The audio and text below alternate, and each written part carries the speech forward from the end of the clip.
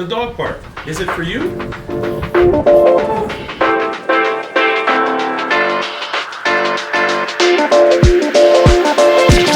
we go. What's up, folks? Dog parks. The infamous question. Should I take my dog to a dog park? Is it good? Is it bad? How can it affect my training?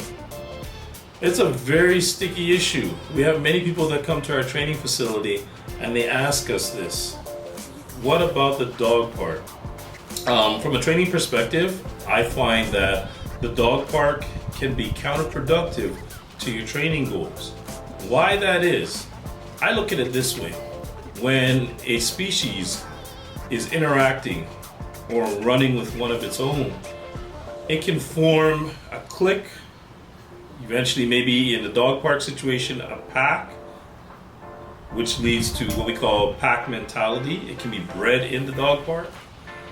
We find that with that comes aggression, and it usually stems out of the play drive. You know, like kids in the sandbox, they're play fighting, and then eventually, you know, the odd time you get one fight that actually turns real. Dog parks, they can have that effect. Now, don't get me wrong, at the same time, it is a great form of socialization. It's an extreme form of socialization. But I look at it this way, socialization is also, in my opinion, exposure training. So when we say exposure training, exposing our pet dogs to traffic situations, other people, other dogs, exposing them to these various elements on a regular basis. Eventually they become desensitized. They learn to accept, to adapt to even environment. But with the dog park, like I said, that is a very tricky situation because the more they interact with other dogs, the more they take on other behaviors as well.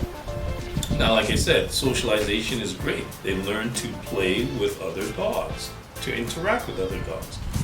However, they can pick up behaviors like territoriality, possessiveness over toys, aggression towards other dogs, and we've seen forms of group aggression in the way of the dog park.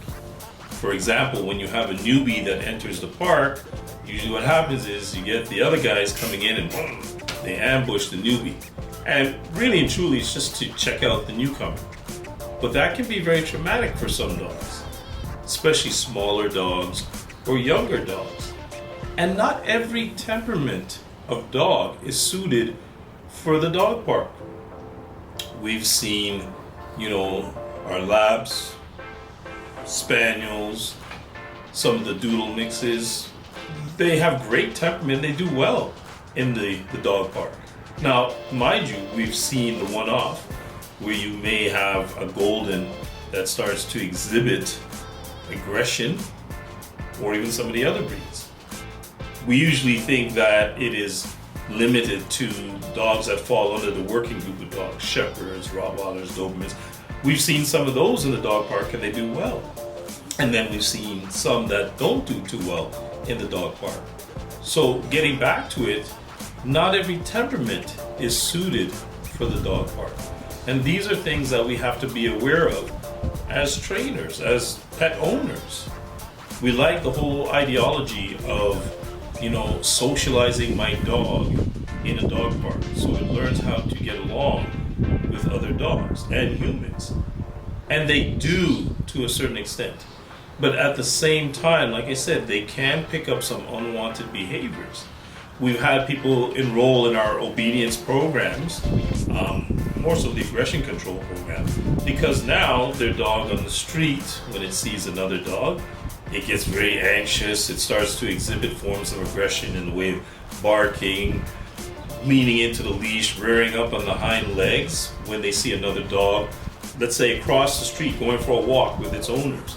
And sometimes that's attributed to just frustration. We call it frustrated motivation as a form of conflict.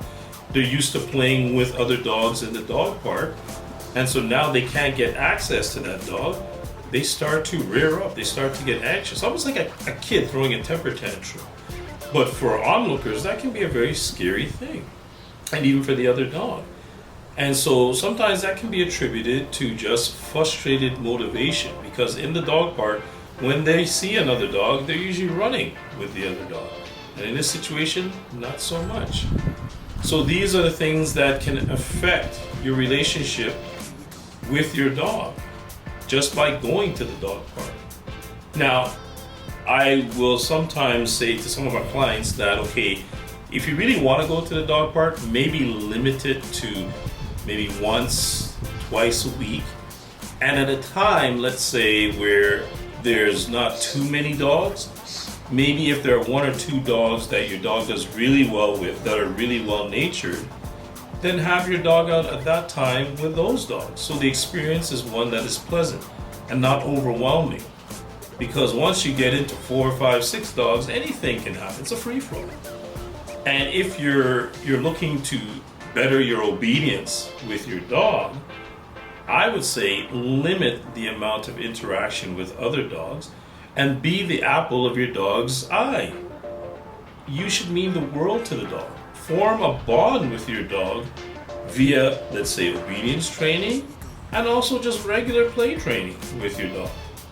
I usually ask people, did you buy your dog for you, for your own entertainment, companionship, or for someone else's dog? So these are the things that we have to really think about when we consider going to the dog park. There are many things that you could do, because some people will say, well, I need him to burn off some steam or to get exercise. Well, there are many things that you can do with your dog in order for him to burn off steam or to get exercise. We have various toys like our flirt pole that we use. We have the chuck it, where we can really whip the ball, let the dog run and grab it and come back. And usually I suggest, if they're going to be exercising their dog with, say, something like a ball or the chuck it, if it's in an uncontrolled environment, to have the dog on a long run. So this way at least we keep it controlled. And at the same time, you're forming a bond with your dog. And if you're throwing obedience in there, you're really strengthening the obedience. And as I tell people, obedience is like car insurance. You can never get car insurance at the time of an accident. You have to have it ahead of time. So that's what we do in the way of obedience training. We try and teach the dog all these things ahead of time, so that, God forbid, in the event of, we have control over the dog. And this is where now the dog park, like I said, it can be sometimes counterproductive to all your goals that you set in obedience. Because now the dog is only thinking about, I gotta get to the park, I gotta see my buddies, I gotta roughhouse, I gotta play, I gotta find enjoyment through one of my own. And that can make it very troublesome for the dog owner. We've had people say, when I go for a walk, it's a nightmare because the dog is dragging me down the street.